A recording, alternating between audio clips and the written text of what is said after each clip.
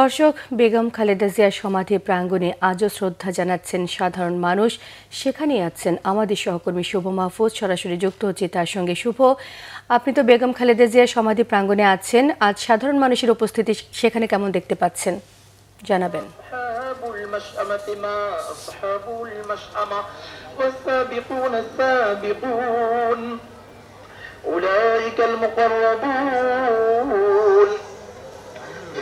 جنات النعيم ثلة من الأولين وقليل من الآخرين على سرر موضونة। শুভ, শুনতে পাচ্ছেন?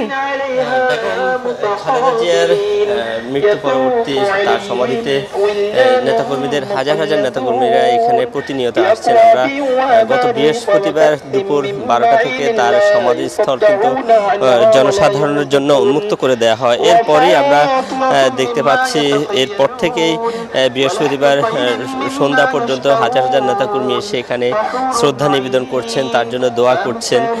গতকালকে শুক্রবারও আমরা সকাল থেকে সন্ধ্যা পর্যন্ত একই দৃশ্য দেখেছি। ক্ষণে ক্ষণে বিভিন্ন পর্যায়ের নেতাকর্মীরা, বিএনপির অঙ্গ সংগঠনের নেতাকর্মীরা এখানে এসে বিএনপির চেয়ারপারসনের প্রতি শ্রদ্ধা নিবেদন করছেন, তার জন্য দোয়া করছেন, মুনাজাত করছেন। আমরা আজকেও ঠিক সকাল থেকে একই দৃশ্য দেখছি। দুপুর 12টার দিকে জাতীয়তাবাদী মহিলা দলের সাথে বিএনপির সিনিয়র যুগ্ম মহাসচিব রুহুল কবির রিজভী এসে এখানে শ্রদ্ধা নিবেদন করেছেন। তিনি শ্রদ্ধা নিবেদন শেষে আমাদের গণমাধ্যমের সাথে কথা বলেছেন। তিনি যেটা বলছেন, আসলে বেগম খালেদা জিয়া যে আপোষের নেত্রী, তিনি কখনো অন্যায়ের সাথে মাথা নত করে নেই। 11 সরকারের সময় 2007 সালে তাকে নানানভাবে রাজনীতি থেকে মাইনাস করতে চেয়েছিল, দেশ থেকে তাকে বাধ্য করতে চেয়েছিল, কিন্তু আসলে তিনি কোনোভাবেই মাথা নত করেনি। এরপরে যখন শেখ হাসিনার স্বৈরাচার সরকারের শুরু থেকে একেবারে শেষ পর্যন্ত 2018 সালে এসে যখন তাকে কারারুদ্ধ করা হয়, তখন তার প্রতি নানা চাপ প্রয়োগ করা হয়েছে যে তাকে রাজনীতি থেকে সরে যাওয়ার জন্য, কিন্তু কোনোভাবেই কিন্তু তিনি দেশ এবং দেশের মানুষের জন্য আপোষ করেনি।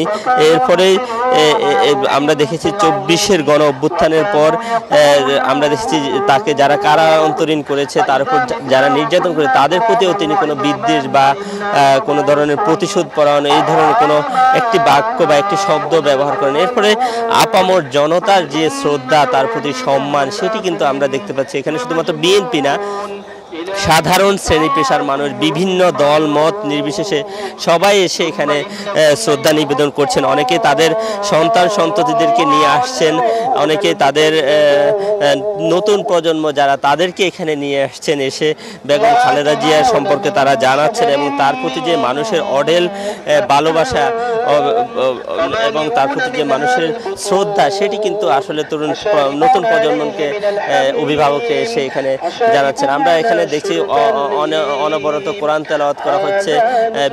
বিভিন্ন মাদ্রাসা শিক্ষার্থীরা তারা এখানে কোরআন তেলাওয়াত করছে। গতকালকেও আমরা দেখেছি, আজকেও দেখেছি মাদ্রাসা শিক্ষার্থীরা এসে এখানে কোরআন তেলাওয়াত করছে, করে বেগম খালেদা জিয়ার জন্য দোয়া করছেন। মোটামুটি তার জন্য, তার প্রতি যে শ্রদ্ধা। আপনাকে অসংখ্য ধন্যবাদ। পরবর্তীতে আপনার সঙ্গে আবারও যোগাযোগ করার চেষ্টা করব।